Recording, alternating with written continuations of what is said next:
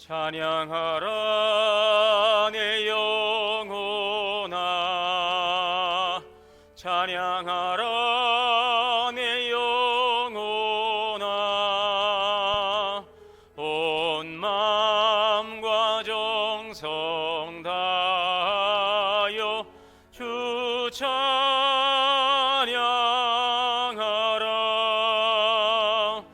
경배하라 내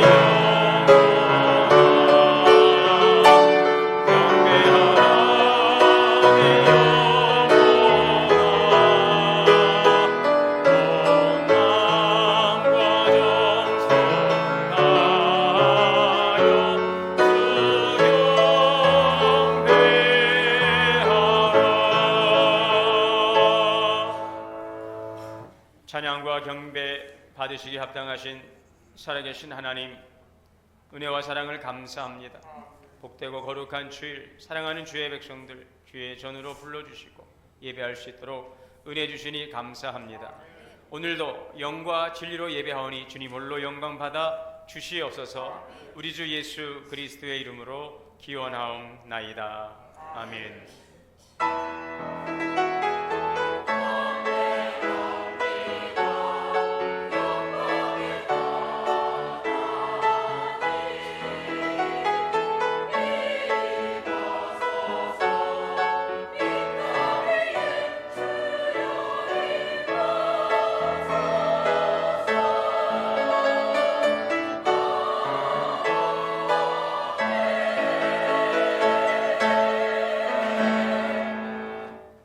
앉으셔서 찬송가 91장 다 함께 찬송하시겠습니다.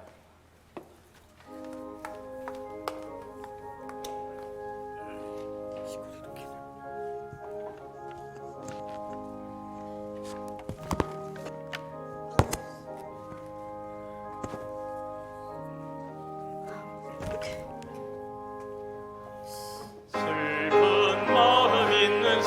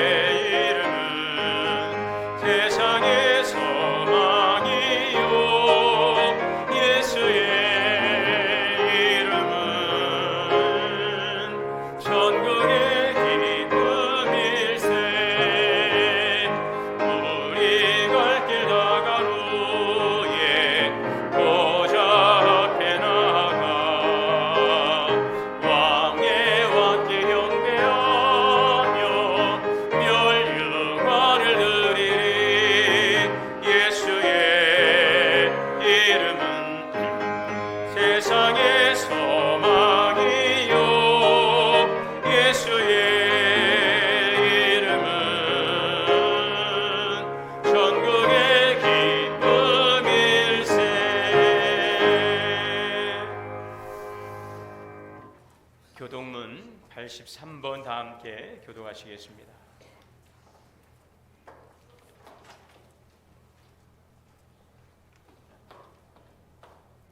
주 안에서 항상 기뻐하라. 내가 다시 말하노니 기뻐하라.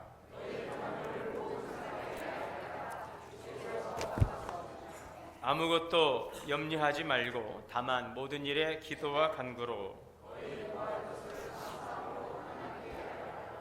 그리하면 모든 지각에 뛰어난 하나님의 평강이 끝으로 형제들아 무엇이든지 참되며 무엇이든지 경건하며 무엇이든지 옳으며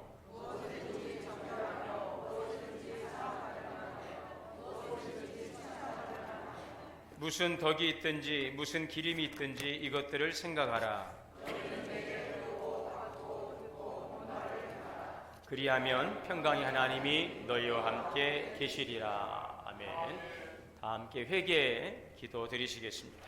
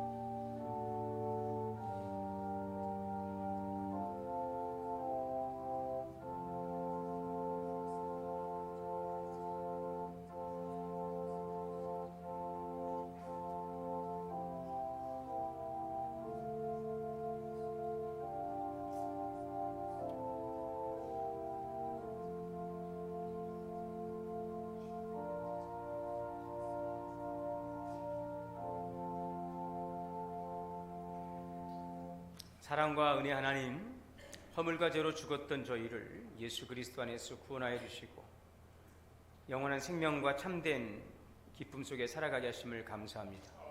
오늘 또 우리에게 구원의 풍성한 은혜를 주시고 하나님의 영광 위에 살도록 날마다 함께 하신 주님께 감사합니다. 하오나 또 우리의 지난 시간들을 돌아보며 이 시간 먼저 회개의 시간을 갖습니다. 우리에게 허락하신 하나님의 은혜의 말씀에 따라 살아감으로 주시는 참된 기쁨과 만족을 누리지 못하고 여전히 옛사람의 모습으로 살아가면서 우리에게 이미 주신 하나님의 구원의 기쁨을 잃어버리고 살지 않았는지, 하나님이 주시는 평강과 또 기쁨과 감사 가운데 살기보다는 불안과 염려와 근심 가운데 세상을 바라보며 염려하지 않았는지 돌아봅니다. 사랑하고 또 서로를 돌아보고 위로하고 격려하며 생명을 살리는 일에 우리가 살아가기보다는 나중심 이기적인 욕망과 개인주의에 빠져서 하나님의 거룩한 백성으로 살지 못했음을 이 시간 회개합니다.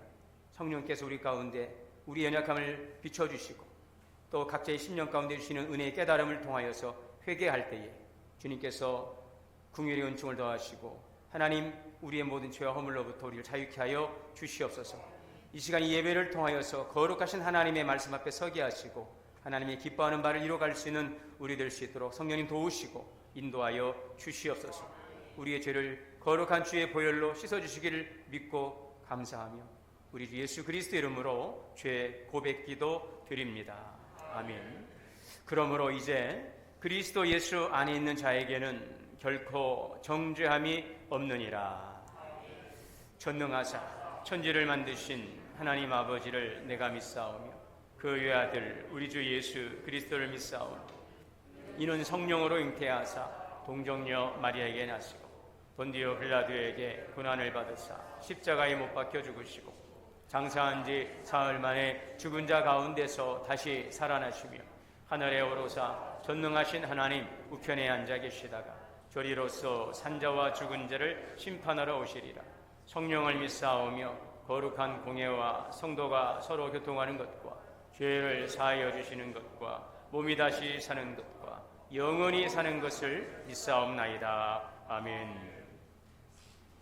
찬송가 400장 다 함께 찬송하시겠습니다.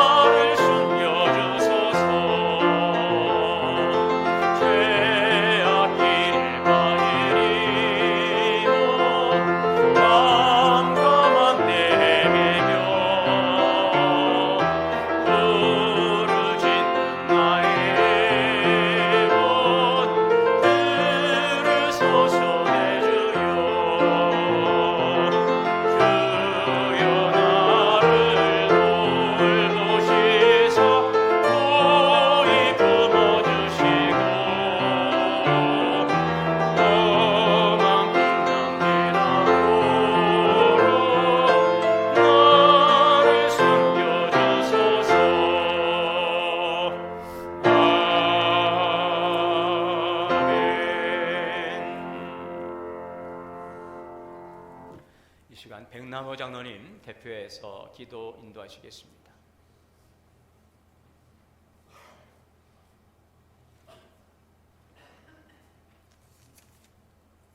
기도하시겠습니다.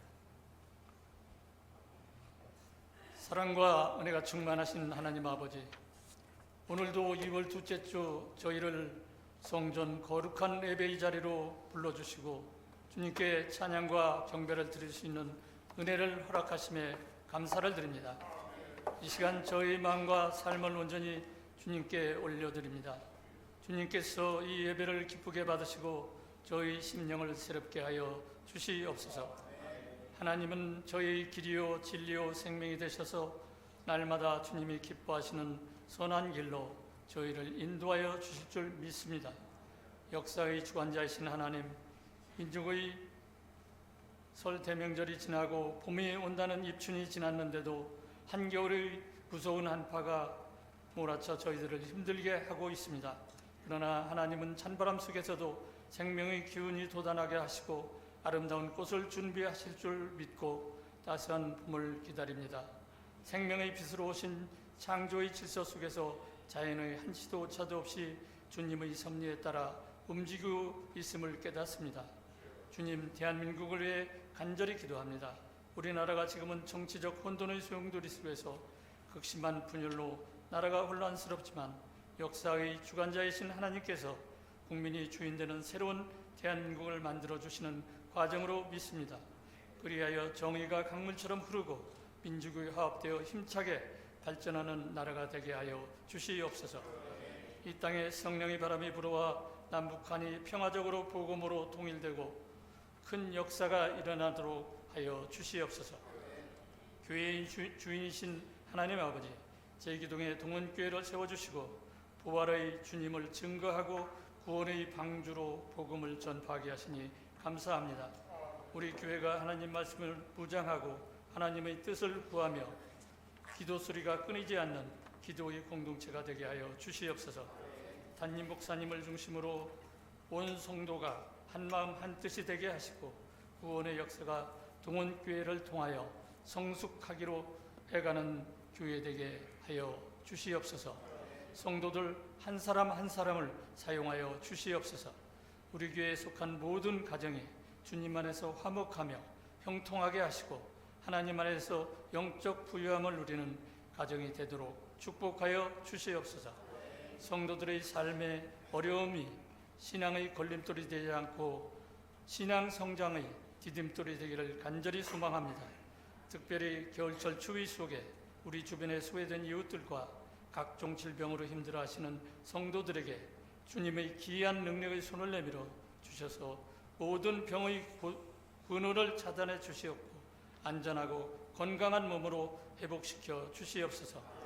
여러 가지 일로 고난 중에 있는 성도들에게 고난을 이겨낼 수 있는 힘과 지혜를 더하여 주시고 고난을 변화시켜 큰 축복으로 채워주시는 은혜를 경험하게 하여 주시옵소서. 예배를 받으시는 주님, 오늘 예배 가운데 임재하여 주신 말씀을 통해 꿈과 비전이 다시 살아나게 하여 주시옵소서. 귀 쓰시는 담임 목사님을 하늘의 능력으로 충만케 하옵소서. 말씀을 들을 때 듣는 길을 열어주셔서 하나님의 뜻을 깨닫게 하시고 온전한 예배자로 살아갈 수 있게 인도하여 주시옵소서. 사랑의 하나님, 동원교회가 세운 선교지와 선교지에서 복음을 전하고 있는 선교사님들을 위해 기도합니다. 그들이 어려움 속에서도 하나님 사랑과 복음을 전할 수 있도록 힘과 용기를 주시옵소서. 선교사님들이 전하는 복음이 많은 사람들의 마음에 닿아 하나님 나라가 확정되게 하시고 하나님 선교 사명을 위해 연대와 교류를 통해 하나님 안에서 이루어지도록 그들이 필요로 하는 모든 자원을 공급하여 주시옵소서. 찬양으로 귀한 직분 감당하는 찬양단과 성가대회에 함께하여 주시고 예배를 돕는 많은 손길들을 기억하사 새롭게 하는 은혜로 축복하여 주시옵소서. 나의 기쁨 나의 소망 되시는 예수 그리스도의 이름으로 간절히 기도드리옵나이다.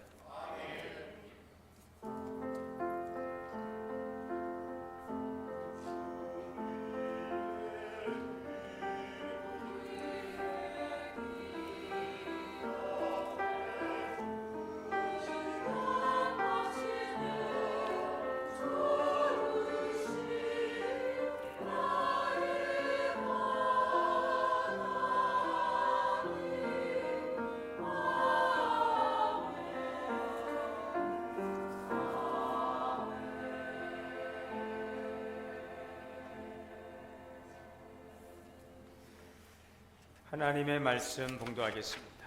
시편 30편 1절에서 5절 말씀 봉독하겠습니다.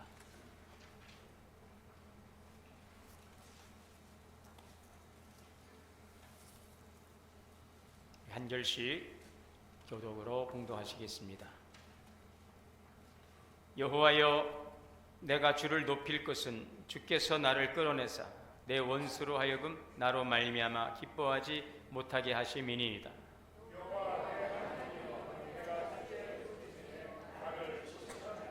여호와여, 주께서 내 영혼을 수월에서 끌어내어 나를 살리사 무덤으로 내려가지 아니하게 하셨나이다.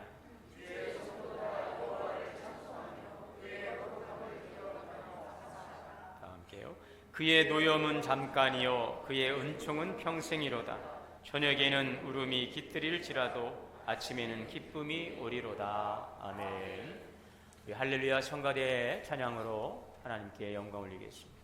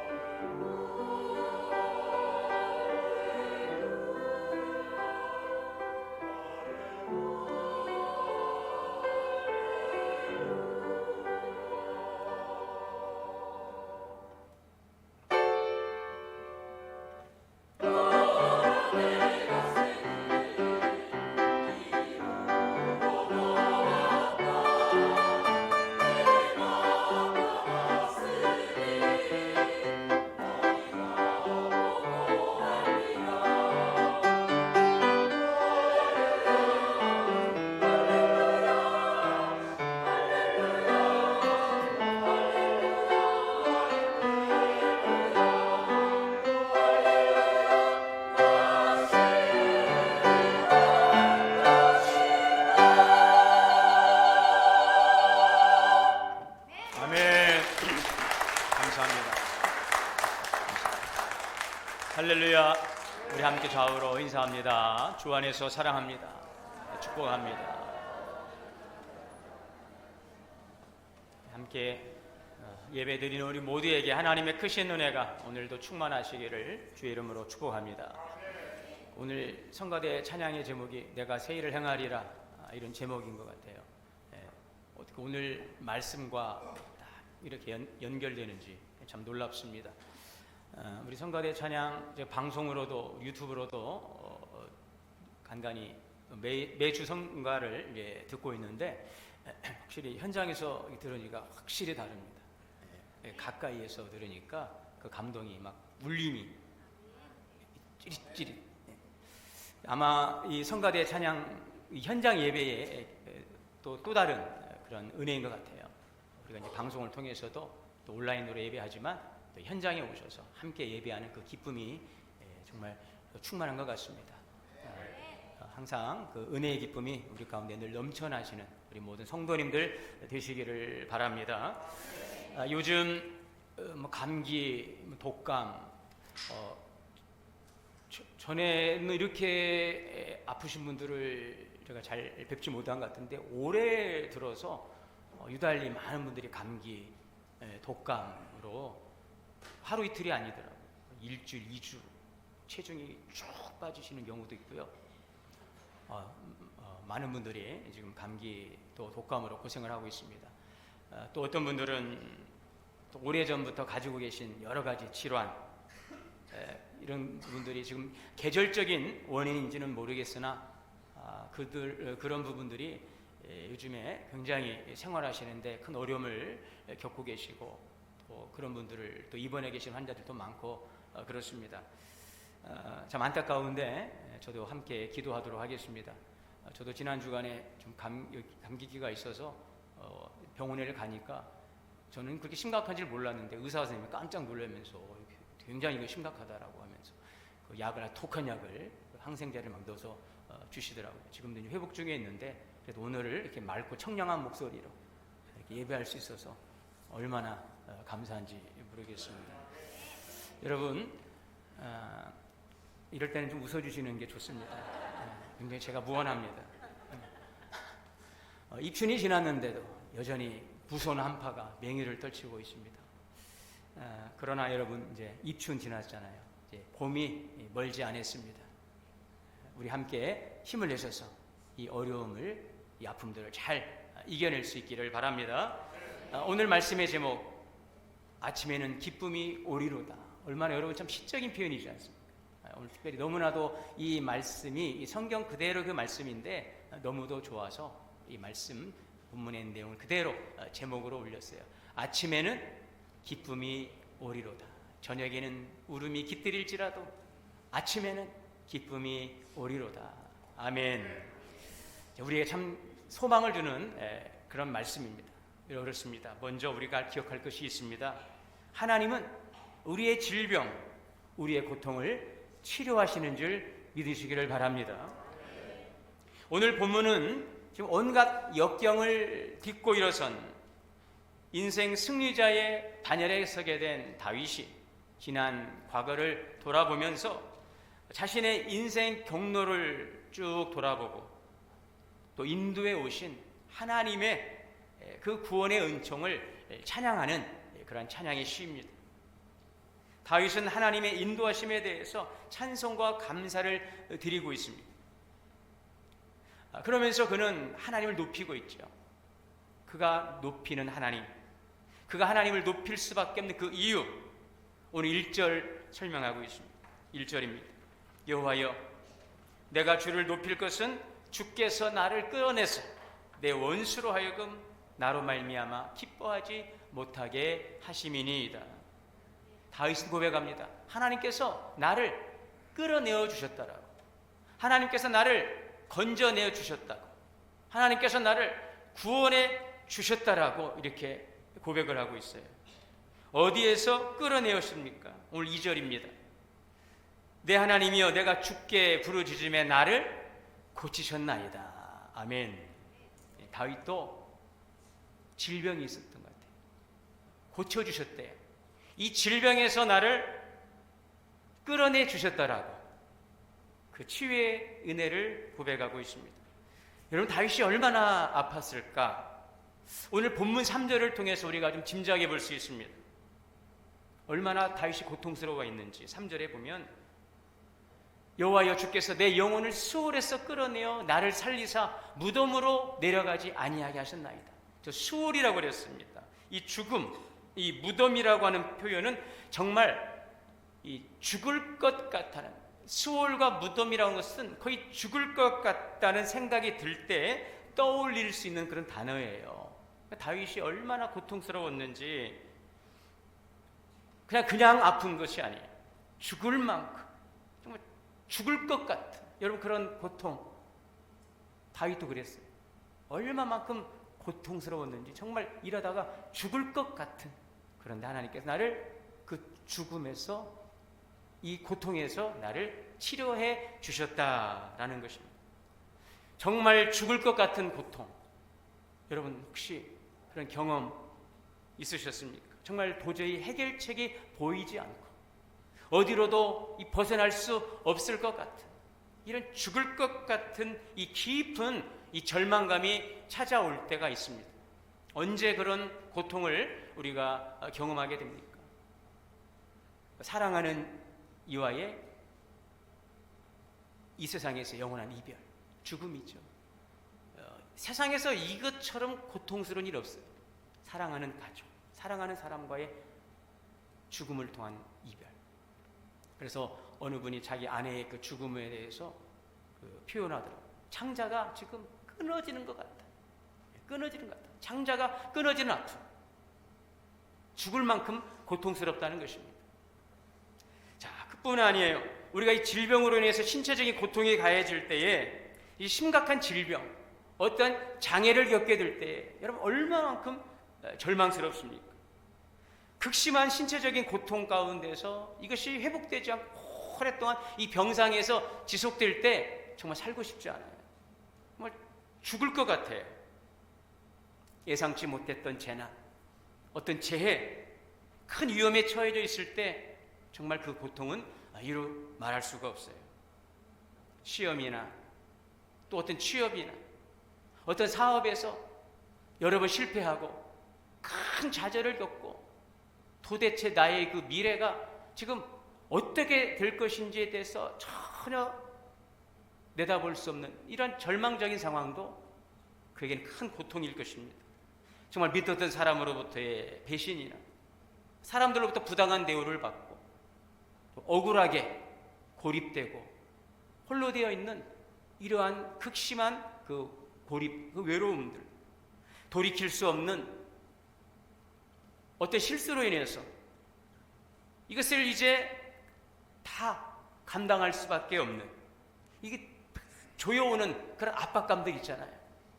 그래서 우리는 이 살아가면서 이루 말할 수 없는 이 고통이 있다는 것입니다. 혹시 여러분들 가운데 어떤 부분이 여러분들이 지금 해당되고 있습니까? 다윗도요, 이런 고통들을 다 겪어본 것 같아요. 다윗은 이런 고통을 다 겪었어요.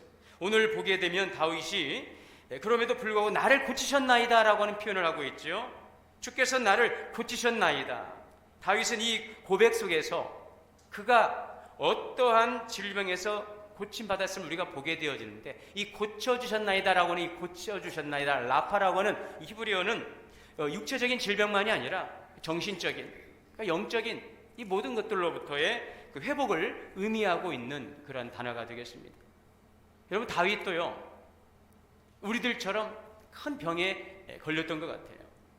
다윗이 어떤 질병에 걸려 있는지는 잘 정확히 나와 있지 않지만 다윗의 시편시를 보면 그것을 볼 수 있어요. 시편 38편 6절에 내가 아프고 심히 구부러졌으며 종일토록 슬픔 중에 다니나이다. 내 허리에 열기가 가득하고 내 살에 성한 곳이 없다. 그 허리가 얼마나 아팠는지, 여러분 허리 아프신 분들 많죠? 너무너무 아프시죠? 이거 앉아있어도 아프고 서도 아프고 누워도 아프고 돌아도 아프고 엎어져도 아프고. 저도 이제 목사이기 때문에 뭐 아픈 것을 이야기하고 그러고 싶지 않지만 여러분들 얼마나 많이 아프세요? 다윗도 그랬던 것 같아요. 열기가 가득하고 막 허리에서 불이 나는 정도로 그렇게 고통스러운 거예요. 허리가 휘어지고 이 살이 성한 곳이 없어요. 오늘 41편에 보니까 그가 악한 병에 들어서 사람들이 그랬어요. 다시는 저 다윗이 일어나지 못할 것이다. 여러분 좀 낯설지요? 다윗이 이렇게 아팠구나. 큰 중병에 걸렸어요. 다시는 일어나지 못할 것이라 약한 사람들이 다윗을 그렇게 비난하면서 오늘 다윗이 이러한 질병 가운데 있는 것을 보게 됩니다. 다윗은 이러한 육체적인 질병뿐 아니라 죄책감으로 인해서도 크게 고통했습니다. 시편 6편에 보면 이 다윗이 범죄함으로 하나님 앞에 눈물로 회개하는 장면이에요. 시편 6편 6절에 내가 탄식함으로 피곤하여 밤마다 눈물로 내 침상을 띄우고 내 이유를 적시나이다. 다윗이 죄책감으로 얼마만큼 고통스러웠는지 그가 밤새 눈물을 흘리는데 그 눈물이 그 침상, 그 나무 침상을 다 띄울 정도로 다윗이 몇 날 며칠을 그 침상을 적시며 회개하는 거예요. 요를 적실 정도로 다윗의 그 죄책감으로 인한 그 고통의 시간들, 눈이 쇠하해질 정도로 다윗은 그 죄책감으로 인해서 고통하고 있는 것을 볼 수가 있습니다. 또한 그는 많은 대적자들로 인해서 죽음의 수많은 위기를 겪어야 됐어요. 그런 많은 시간과 날들 속에서 그는 고백합니다. 내가 부르짖음으로 피곤하며 나의 목이 마르며 나의 눈이 쇠하였나이다. 말할 수 없는 고통이에요. 질병으로 인해서, 죄책감으로 인해서, 그 대적자들로 인해서 다윗은 수많은 날 동안 고통합니다. 육체적인, 정신적인, 영적인 질병으로 고통하는 것입니다. 그런데 오늘 본문에서 하나님께서 나를 치료하셨습니다. 여호와 라파. 그 하나님의 치료는 육체적인 질병만이 아니라 우리의 모든 마음의 병들, 또 영적인 질병들, 이 모든 것을 치료하시는 치료의 하나님이심을 믿습니다. 다윗은 하나님께서 나를 치료하셨습니다. 이 고치심은 단순히 질병의 치유가 아니에요. 하나님께서 그의 모든 삶을 회복시켜 주셨다는 고백인 줄 믿습니다. 여러분, 오늘 하나님의 그 치유의 은혜를 통해서 오늘 여러분들이 어떤 질병과 어떤 마음의 근심과 어떤 영적인 질병 가운데 있다 할지라도 오늘 이 은혜를 누리게 되시기를 주의 이름으로 축원합니다. 여러분, 그러므로 고통 가운데 성도는 먼저 기억하십시오. 성도는 고통 가운데서 그러므로 기도하시기를 바랍니다. 주는 나의 피난처라는 이 책을 쓴 코리 텐 붐 여사는 그 2차 세계대전 그 나치 치하에서 고통받고 그가 유대인 그 나치 수용소에서 겪었던 많은 일들을 이 책을 통해서 간증하고 있는데 여러분들 많이 들어보셨을 거예요. 그 가운데 하나의 또한 이야기가 이렇습니다. 그가 이제 언니 베시라고 하는 그 언니와 라벤스부르크라고 하는 이 나치 수용소에 gat혀서 있는데 그 수용소는 그들이 이 자매가 거쳐간 수용소 그 어느 곳보다도 가장 견디기 힘든 아주 열악한 곳이었다고 그래요. 이 좁은 공간에 많은 사람들 집어넣고 생활을 하는데 이 사방에 막 이가 득실거리고 그래도 들어간 첫날 전에처럼 그들은 몰래 숨겨온 이 성경책을 가지고 이제 예배를 드립니다. 성경을 읽습니다.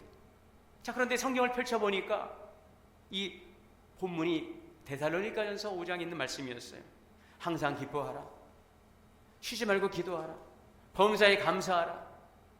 여러분, 이 말씀이 지금 그 이가 득실거리는 그 절망적인 그 감옥 속에서 그들이 받을 수 있는 그런 말씀입니까?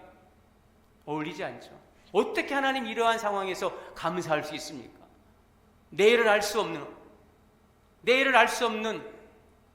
이러한 절망 속에서, 이 고통 속에서. 자, 그런데 이 언니 배 씨는 우리 새로운 환경에 적응하고 이 모든 것에 대해서 우리 감사의 기도를 드리자, 이렇게 동생을 격려합니다. 그러나 이 코리는 자는 그렇게 할 수 없다고. 어떻게 이렇게 이가 득실거리는 환경에서 감사할 수 있느냐고. 자는 그럴 수 없다고. 그것이 아마 일반적인 우리들의 그 마음일 거예요. 근데 언니가 계속적으로 권유하고 할 수 없이 감사의 기도를 하고 그리고 몇 달이 지났어요. 그런데 그 지나는 동안 정말 조용하게 성경 공부를 할 수 있었고 또 기도 모임을 할 수 있었어요. 나중에 한 일인데 간수들이 이 방에는 오질 않는 거예요. 왜요? 이가 너무나 득실거리니까 아유 저기는 가볼 필요가 없어. 이가 너무너무 득실거려서 간수들이 들여다보지 않는 그런 이유로 그 안에서 성경을 읽고 기도하고 말씀을 묵상할 수 있었다는 것입니다. 오히려 이 열악한 환경이 하나님과 가까워질 수 있는 정말 좋은 기회가 되었다는 것입니다. 이러한 열악한 환경이 육체적으로는 고통스러웠지만 영적으로는 하나님과 더 가까워지고 더 깊어질 수 있는 그런 충실한 신앙생활을 할 수 있는 그러한 기회가 되었다는 것입니다. 이 고난과 슬픔의 장소가 감사와 찬송의 자리로 변하게 된 것입니다.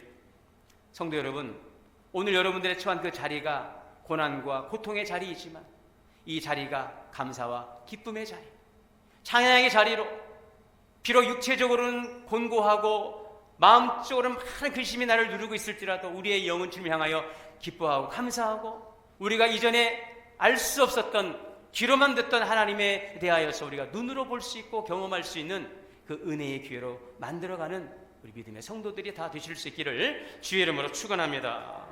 고난과 슬픔의 장소가 감사와 기쁨의 자리로 변합니다. 우리가 여러분 어떤 환경에서도 감사하며 나갈 때에 주님의 평강이 우리의 마음을 주장하게 하는 줄 믿습니다. 사도 바울도 그랬잖아요. 그리스도의 평강이 너희 마음을 주장하게 하라. 이를 위해서 우리가 할 일은 주님 감사합니다. 여러분의 마음에 주님의 평강이 임하기를 원합니다.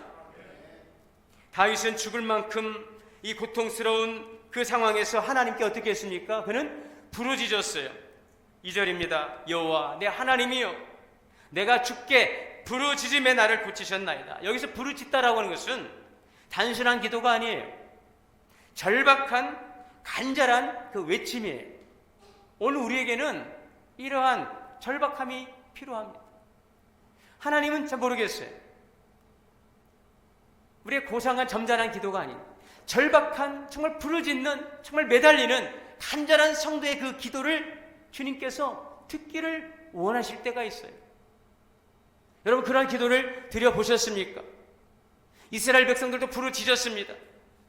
그러나 그들이 부르짖는 것은 기도가 아니었어요. 나 죽습니다. 하나님 그럴 수 있습니까?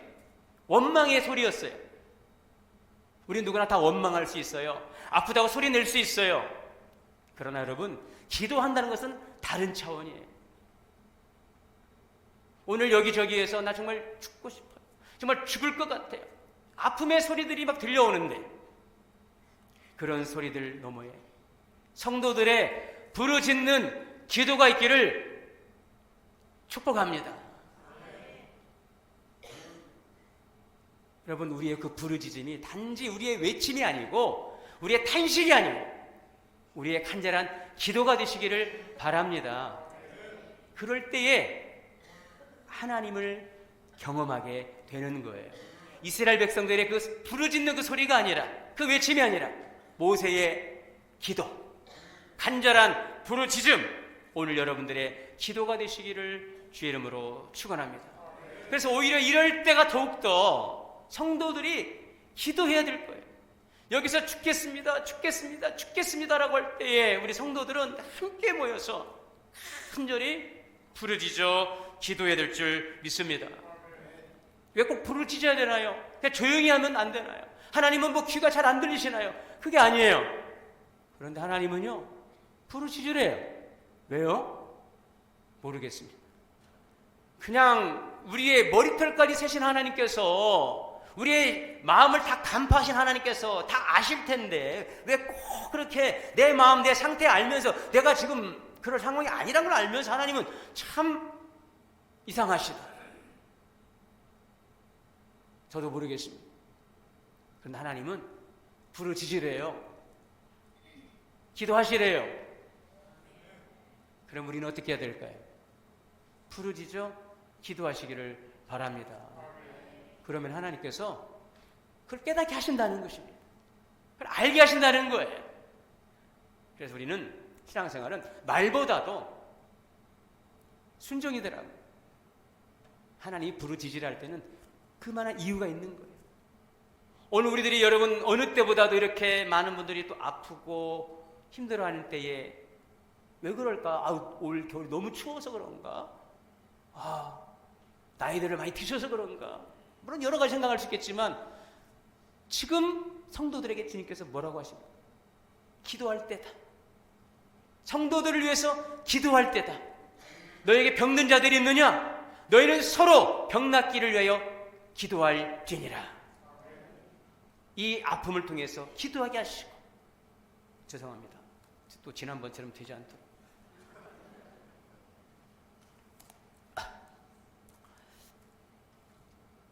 이 아픔을 통해서 기도하게 하십니다.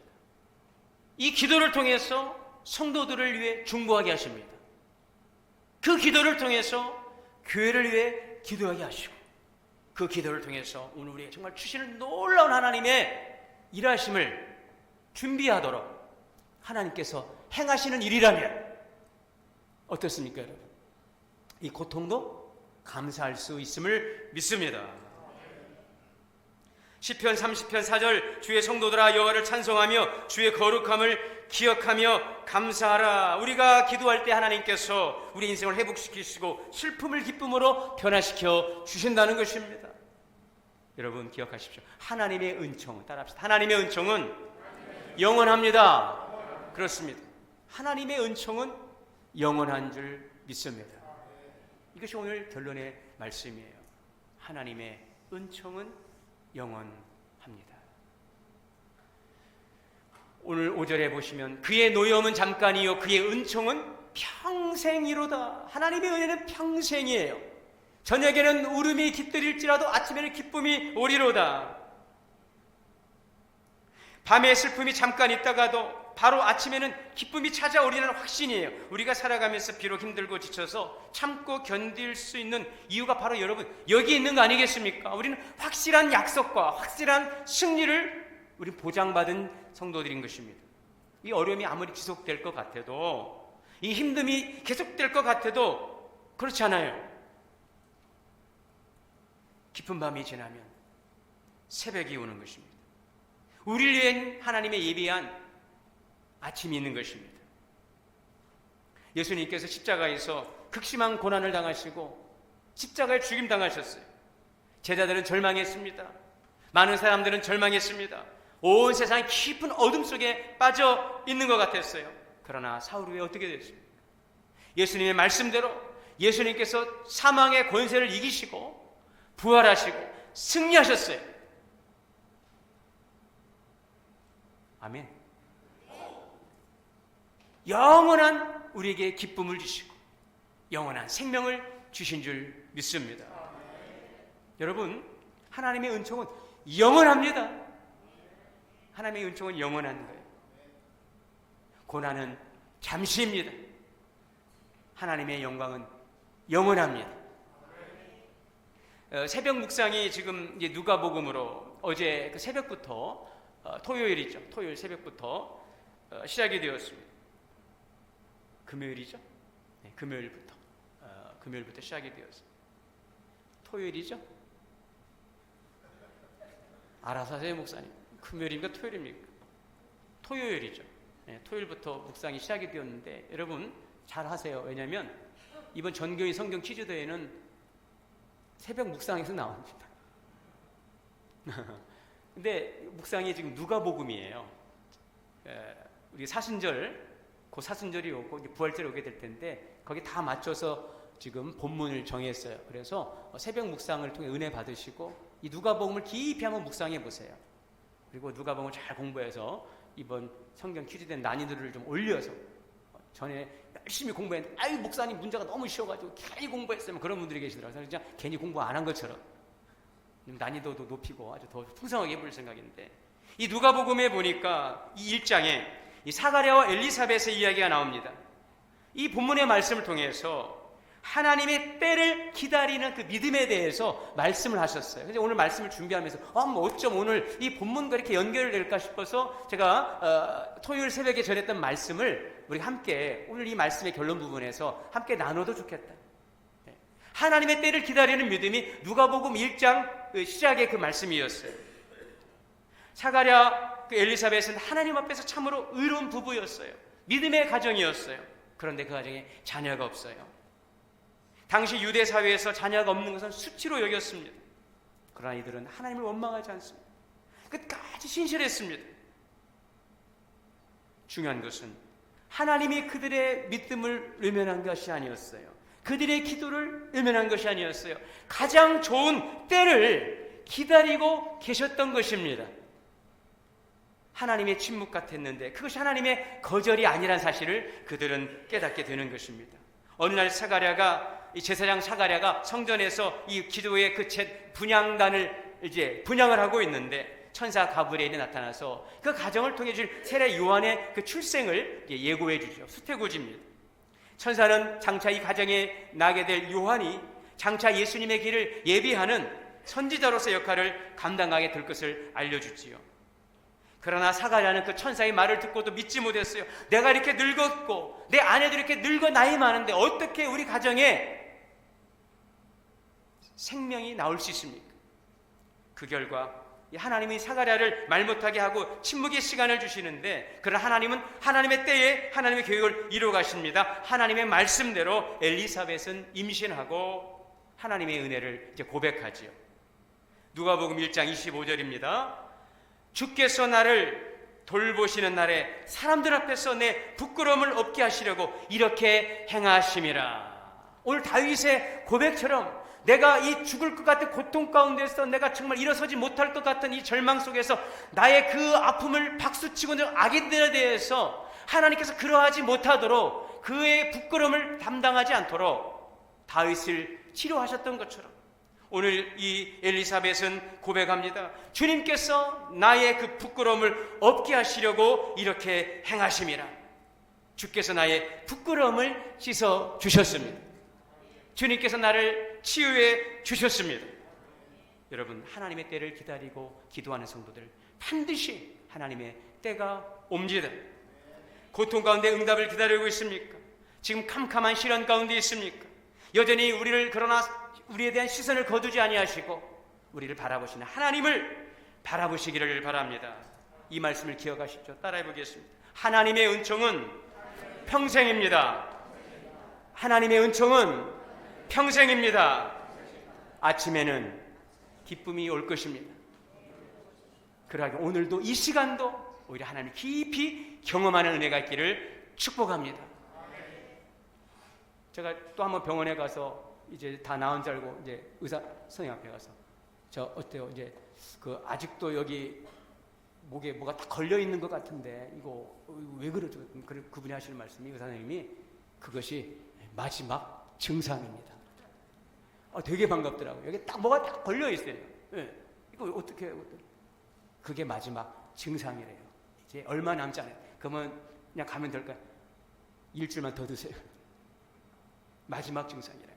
여러분, 기쁨이 그 아침이 오고 있습니다.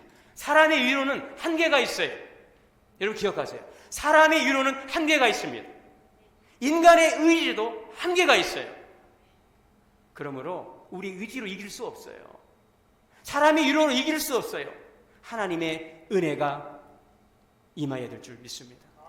여러분, 하나님의 은혜를 구하시기를 바랍니다. 기도하시기를 바랍니다. 주님을 더 깊이 경험하심으로 슬픔이 기쁨이 되게 하시는 하나님의 충만하신 은혜가 가득 넘쳐나는 그 놀라운 은혜를 경험하고 주께 영광 돌리는 우리 성도들 되시길 주의 이름으로 축원합니다. 사랑과 은혜 하나님, 저녁에는 울음이 깃들일지라도 아침에는 기쁨이 오늘 믿습니다. 하나님, 사람의 위로는 한계가 있습니다. 우리 인간의 의지도 한계가 있습니다. 오직 하나님의 위로와 은혜만이 우리를 건져줄 수 있습니다. 주님, 오늘도 우리 가운데 은혜를 부어주시고 구원의 하나님을 찬양하며 나가는 성도들의 기도에 주의 영광을 나타내 주시옵소서. 예수님의 이름으로 기도하옵나이다. 봉헌 찬송 드리시겠습니다.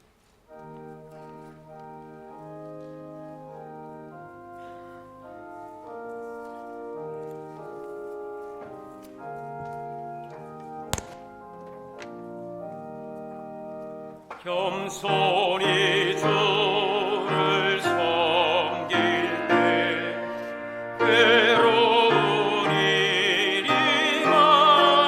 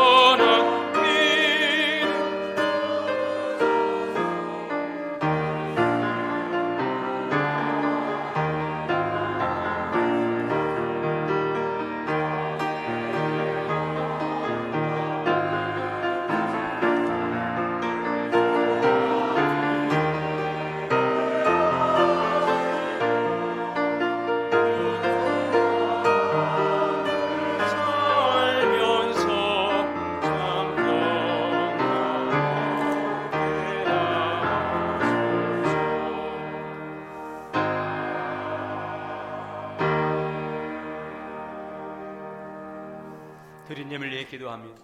하나님 감사합니다. 오늘도 주님 앞에 나와 예배하게 하시고 또 이 시간 주님 앞에 나올 때에 우리의 마음과 정성을 귀한 예물에 담습니다. 오늘도 주정 헌금으로 예배합니다.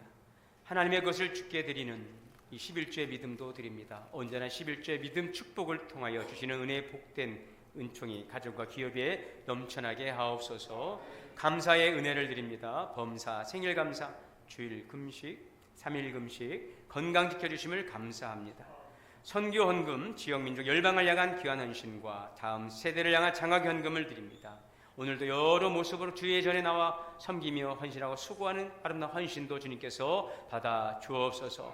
거룩한 헌신을 주께 드리오니 쓰이는 곳마다 주님의 놀라운 역사가 풍성하게 열매 맺게 하옵소서. 우리 주 예수님의 이름으로 축복하며 감사하며 기도하옵나이다. 아멘. 자리에서 일어나셔서 찬송가 545장 찬송하시고 축도로 예배 마치겠습니다.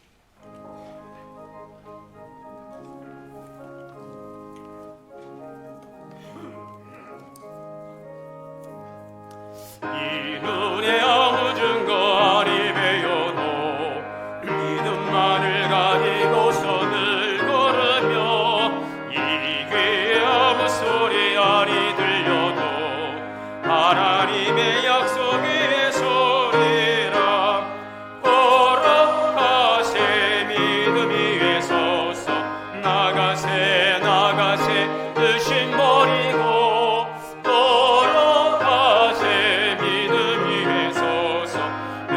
귀에 아무 증거 없어도 이 눈이 보기에는 어떠하든지 이미 얻은 증거대로 늘 믿으며 이 맘에 의심 없이 살아갈 때에 우리 소원 주 안에서 이루리 걸어가세 믿음 위에 서서 나가세 나가세 의심 버리고 걸어가세 믿음 위에 서서 눈과 귀에 아무 증거 없어도 주님의 거룩함을 두고 맹세하 주 하나님 아버지는 참 기쁘다. 그 귀한 모든 약속 믿는 자에게 능치 못할 무슨 일이 있을까.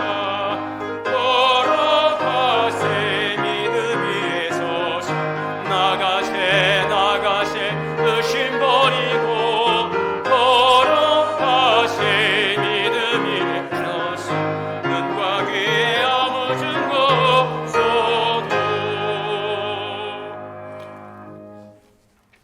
이제는 우리 주 예수 그리스도의 은혜와 하나님 아버지의 크신 사랑과 성령님의 내주하시고 교통하시고 역사하심이 아침에는 기쁨이 오리로다. 주님의 약속을 붙들고 오늘 주신 말씀을 마음에 새기고 나가는 성도님들 머리머리 가정과 자녀와 기업이 우리 동원교회 성도들 이제로부터 영원토록 함께 계시옵기를 간절히 축원하옵나이다. 아멘.